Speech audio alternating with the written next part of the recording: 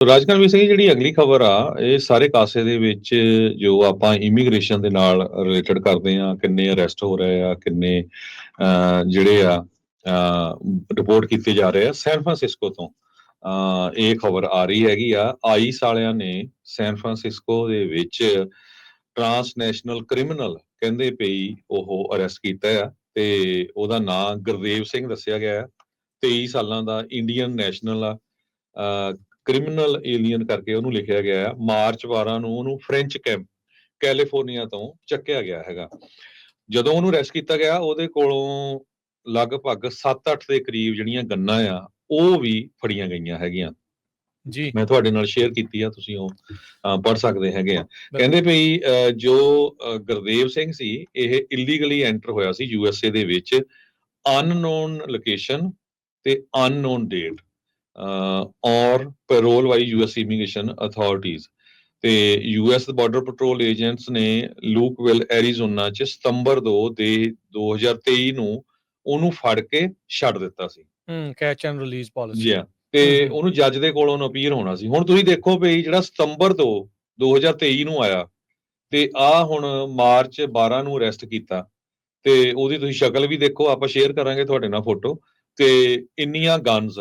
ਸੋ ਇਹ ਜਿਹੜੇ ਕ੍ਰਿਮੀਨਲ ਬੰਦੇ ਇਦਾਂ ਦੇ, ਇਹ ਬਿਲਕੁਲ ਅਰੈਸਟ ਕਰਨੇ ਬਣਦੇ ਆ। ਇਹਨਾਂ ਬੰਦਿਆਂ ਨੂੰ ਅਰੈਸਟ ਕਰਨ ਦੇ ਲਈ ਹਰ ਇੱਕ ਅਮਰੀਕਨ ਜਿਹੜਾ ਆ ਉਹ ਐਗਰੀ ਕਰਦਾ ਵੀ ਹਾਂ ਇਦਾਂ ਦੇ ਬੰਦੇ ਜਿਹੜੇ ਕ੍ਰਿਮੀਨਲ ਆ ਉਹ ਫੜ ਕੇ ਬਾਹਰ ਕੱਢਣੇ ਚਾਹੀਦੇ ਹੈਗੇ ਆ। ਸਾਲ ਹਜੇ ਆਇਆ ਨੂੰ ਨਹੀਂ ਹੋਇਆ ਤੇ ਕਿੰਨੀਆਂ ਸਾਰੀਆਂ ਜਿਹੜੀਆਂ ਉਹਦੇ ਕੋਲ ਗਨਸ ਇਨਵੋਲਵ ਹੋਈਆਂ। ਕਹਿੰਦੇ ਵੀ ਫਾਇਰ ਆਰਮ ਇਲੀਗਲੀ ਸੀਗੀਆਂ ਉਹ ਗਨਸ ਵੀ, ਤੇ ਕਹਿੰਦੇ ਵੀ ਉਹ actively engaged in criminal activity in both US and abroad. So ਇਹਦਾ ਮਤਲਬ ਇਹ ਆ ਵੀ ਇਹ ਜੋ ਆ ਪੈਸੇ ਦੀ ਮੰਗ ਕਰਦੇ ਆ ਜਾਂ ਹੋਰ, ਉਹਦੇ ਵਿੱਚ ਵੀ ਇਨਵੋਲਵ ਸੀ। ਇਹ ਜਿਹੜੀ US ਕਸਟਮ ਤੇ ਐਨਫੋਰਸਮੈਂਟ ਆ, ਉਹਨਾਂ ਦੀ ਮਾਰਚ 24 ਦੀ ਪ੍ਰੈਸ ਰਿਲੀਜ਼ ਹੈਗੀ ਆ। ICE San Francisco and partners take transnational criminal off the streets in California. CHP ਨੇ 6 ਮਾਰਚ ਨੂੰ ਗੁਰਦੇਵ ਨੂੰ ਜਿਹੜਾ ਉਹ ਕਹਿੰਦੇ ਗ੍ਰਿਫਤਾਰ ਕੀਤਾ ਸੀਗਾ। ਪਬਲਿਕ ਦੇ ਵਿੱਚ ਲੋਡਡ ਫਾਇਰ ਆਰਮ ਸੀਗਾ ਜੋ ਇਹਦੇ ਨਾਂ ਦੇ ਉੱਤੇ ਰਜਿਸਟਰਡ ਨਹੀਂ ਸੀਗਾ, ਚੋਰੀ ਦੀ ਗੱਡੀ ਸੀਗੀ ਤੇ ਬੱਚੇ ਨੂੰ ਚਾਈਲਡ ਐਂਡੇਂਜਰਮੈਂਟ ਦੇ ਮਾਮਲੇ ਦੇ ਵਿੱਚ। ਇਸ ਤੋਂ ਇਲਾਵਾ 7 ਹੋਰ ਜਿਹੜੀਆਂ ਬੰਦੂਕਾਂ ਇਹਦੇ ਘਰੋਂ 2 ਜਿਹੜੀਆਂ ਇਹਦੀ ਕਾਰ ਦੇ ਵਿੱਚੋਂ ਜਿਹੜੀਆਂ ਉਹ ਮਿਲੀਆਂ ਸੀਗੀਆਂ ਜਦੋਂ ਸਰਚ ਵਾਰੰਟ ਦੇ ਨਾਲ ਉੱਥੇ ਹੋਰ ਛਾਪਾ ਜਿਹੜਾ ਉਹ ਮਾਰਿਆ ਗਿਆ ਸੀਗਾ। ਆਈਸ ਨੇ ਡਿਸਕਵਰ ਕੀਤਾ ਵੀ ਇਹ ਹੁਣ ਸੈਨ ਮਕੀਨ ਸ਼ੈਰਿਫ ਆਫਿਸ ਦੇ ਵਿੱਚ ਕਸਟਡੀ 'ਚ ਆ, ਤੇ ਉਹਨਾਂ ਨੇ ਡਿਟੇਨਰ ਜਿਹੜਾ ਰਿਕੁਐਸਟ ਆ 12 ਮਾਰਚ ਨੂੰ ਲਾਇਆ, ਤੇ ਸ਼ੈਰਿਫ ਆਫਿਸ ਕਹਿੰਦੇ ਵੀ ਉਸ ਟਾਈਮ ਦੇ ਤੇ ਆ ਨਹੀਂ ਮਿਲ ਰਿਹਾ ਆਨਰ ਕਰਨ ਨੂੰ ਰਿਕੁਐਸਟ, ਤੇ ਆਈਸ ਵਾਲਿਆਂ ਨੇ ਜਿਹੜੀ ਕਸਟਡੀ ਦੇ ਵਿੱਚ ਇਸ ਨੂੰ ਵਿਦਆਊਟ ਐਨੀ ਇਨਸੀਡੈਂਟ 11 ਵਜੇ ਜਿਹੜਾ ਉਹ ਲੈ ਲਿਆ, ਜਦ ਉਸ ਨੂੰ ਜੇਲ੍ਹ ਦੇ ਵਿੱਚੋਂ ਜਿਹੜਾ ਉਹ ਛੱਡਿਆ ਗਿਆ ਸੀਗਾ। ਸੋ ਇਹ ਜਿਹੜਾ ਟਰਾਂਸਨੈਸ਼ਨਲ ਡਿਪਰੈਸ਼ਨ ਦੇ ਮੁੱਦੇ ਦਾ ਆਪਾਂ ਚਰਚਾ ਜਿਹੜੀ ਉਹ ਕਰਦੇ ਰਹੇ ਆ, ਮਿਲਾ ਵੀ ਆਪਣੀ ਕਮਿਊਨਿਟੀ ਦੇ ਵਿੱਚ ਪਹਿਲਾ ਬੰਦਾ ਆ ਇਸ ਟਾਈਮ ਇਸ ਮਾਮਲੇ ਦੇ ਵਿੱਚ, ਪਹਿਲਿਆਂ ਦੇ ਵਿੱਚੋਂ ਇੱਕ ਆ ਫੜਿਆ ਗਿਆ। ਉਹ ਤਾਂ ਬਿਸ਼ਨੋਈ ਦਾ ਭਰਾ ਵੀ ਇੱਕ ਆਈਸ ਵਾਲਿਆਂ ਨੇ ਜਿਹੜਾ ਉਹ ਪਹਿਲਾਂ ਫੜ ਰੱਖਿਆ ਹੈਗਾ ਆ। ਉਸ ਤੋਂ ਬਾਅਦ ਚ ਵੀ ਕਈ ਥਾਵਾਂ ਦੇ ਉੱਤੇ ਇਦਾਂ ਦੇ ਜਿਹੜੇ ਉਹ ਆਏ ਆ, ਪਰ ਇਹ ਇਸ ਤਰੀਕੇ ਦਾ ਜਿਹੜਾ ਇਸ ਟਾਈਮ ਪਬਲਿਕਲੀ ਆਪਣੇ ਚੀਜ਼ ਜਿਹੜੀ ਉਹ ਸਾਹਮਣੇ ਆਈ ਆ ਵੀ ਇਹ ਟਰਾਂਸਨੈਸ਼ਨਲ ਮੈਨੂੰ ਲੱਗਦਾ ਗੈਂਗ ਰਨ ਕਰਦੇ ਸੀ ਇੱਥੇ ਵੀ ਤੇ ਉੱਥੇ ਵੀ। ਉਹ ਚੀਜ਼ਾਂ ਦੇ ਨਾਲ ਜਿਹੜੇ ਕਿਤੇ ਨਾ ਕਿਤੇ ਕਥਿਤ ਤੌਰ ਦੇ ਉੱਤੇ ਇਹ ਜਿਹੜੇ ਉਹ ਜੁੜੇ ਹੋਏ ਆ, ਤੇ ਇਹਨਾਂ ਨੂੰ ਜਿਹੜਾ ਹੁਣ ਫੜਿਆ ਗਿਆ ਆ। ਸੋ ਇਹ ਗੁਰਦੇਵ 23 ਸਾਲਾਂ ਦਾ ਹੈਗਾ ਆ, ਤੇ ਉਹਦਾ ਸ਼ਕਲ ਤੋਂ ਲੱਗਦਾ ਤਾਂ ਨਹੀਂ ਹੈ ਵੈਸੇ ਵੀ ਇੰਨੀ ਛੋਟੀ ਉਮਰ ਦਾ ਜਿਹੜਾ ਉਹ ਹੋਊਗਾ।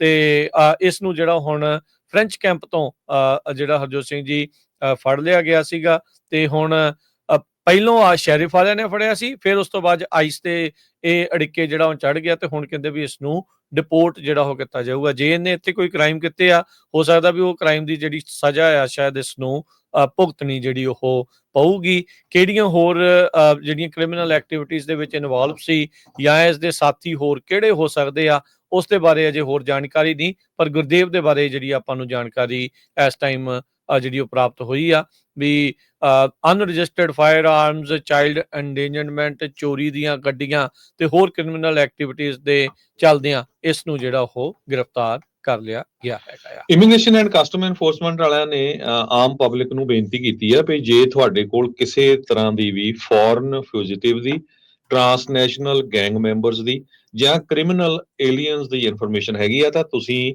ਆਈਸ ਨੂੰ ਕਾਲ ਕਰ ਸਕਦੇ ਹੋ 24 ਘੰਟੇ 8663472423 ਜਾਂ ਇੰਟਰਨੈਸ਼ਨਲੀ ਜਾਂ ਅਮਰੀਕਾ ਤੋਂ ਬਾਹਰ ਤੁਸੀਂ ਕਾਲ ਕਰ ਰਹੇ ਆ 0011802872619 ਆਨਲਾਈਨ ਜਾ ਕੇ ਵੀ ਆਈਸ ਦੇ ਤੁਸੀਂ ਜਿਹੜੀ ਆ ਟਿਪ ਆ ਉਹ ਫਾਈਲ ਕਰ ਸਕਦੇ ਆ www.ice.gov